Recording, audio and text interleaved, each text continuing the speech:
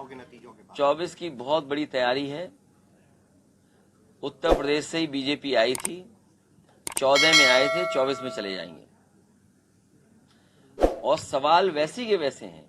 आप यहाँ जहां हम लोग बैठे हैं, समाजवादी पार्टी के कार्यकर्ता हैं, उनके कार्यक्रम में हम लोग शामिल होने आए हैं। आसपास सब किसान रहते हैं, जो हम लोग आप लोग बैठे दिख रहे हैं, सब किसान हैं। बीजेपी वाले बताएं कि आय दोगुनी हो गई, क्या धान खरीदा गया। यहीं पास में 100 एकड़ में लगभग मंडी बन रही थी। जितना समाजवादियों ने बनाई उतनी ही बनी, उसके बाद मंडी नहीं बनी। सुना है यहाँ पर जमीन चिन्हित की जा रही है, नोटिफिकेशन हो रहा है कि कोई इंडस्ट्रियल हब बनेगा। अरे बीजेपी वालों, कब झूठ बोलना बंद करोगे? आपने कहा कि बुंदेलखंड में मिसाइल बनेगी, टैंक बनेंगे, बम बनेंगे। अभी तक बुंदेलखंड में एक सुतली बम नहीं बना पाए बीजेपी के लोग। तो डिफेंस एक्सपो के नाम पे एमओयू किए।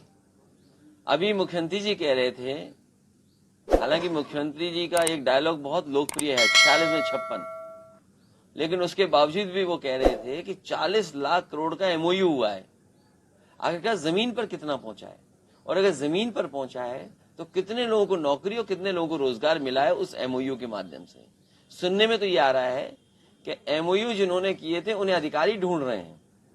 हो सकता है कुछ दिनों के बाद एसटीएफ ढूंढे, क्योंकि वो मिलने वाले नहीं है। एमओयू तो कर लिया उन्होंने, लेकिन वो भाग गए, अब छोड़ के चले गए उद्योगपति। आखिरकार ऐसा क्यों हो रहा है? तो जो प्रदेश सरकार ये कह रही थी कि 40 लाख करोड़ के एमओयू हुए हैं, इन्वेस्टमेंट आएगा, आखिरकार इन्वेस्टमेंट क्यों नहीं आ रहा? और फिर इन्वेस्टमेंट इटावा में क्यों आएगा? हमें तो इटावा देखना है। मान लीजिए अगर आप हम सब लोग इटावा मैनपुरी के आसपास के लोग हैं, बताइए अगर कोई इन्वेस्टमेंट यहां पर आया हो और फिर सरकार क्या कहती है, हम $1 ट्रिलियन इकोनॉमी बनाएंगे। जिस सरकार की अर्थव्यवस्था चौपट हो, 60 से लेकर के 70% पैसा न खर्च कर पा रहे हो, गड्ढे न भर पा रहे हो, गरीब को अस्पताल में इलाज न दे पा रहे हो, वो क्या $1 ट्रिलियन इकोनॉमी बनाएंगे?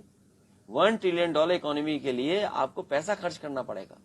आप 70% पैसे नहीं खर्च कर पा रहे, तो आपकी $1 ट्रिलियन इकोनॉमी कैसे बनेगी? और फिर नौकरी बता रहे, हमने नौकरी दे दी। कहां नौकरी दे दी?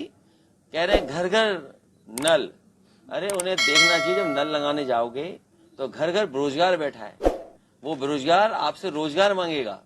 घर घर नल तो ठीक है, लेकिन घर घर बेरोजगार भी बैठे हैं। उन घर घर बैठे हुए बेरोजगारों के लिए आपके पास क्या इंतजाम है? और हम और आप सब इटावा के लोग हैं, लाइन सफाई की दुर्दशा पे भी कुछ बोलिए। जानवर एक के बाद एक मर रहा है। शेर मर गया, ये मर गया, एंटीलोप्स मर गए, डियर मर गया, कितने मारेंगे?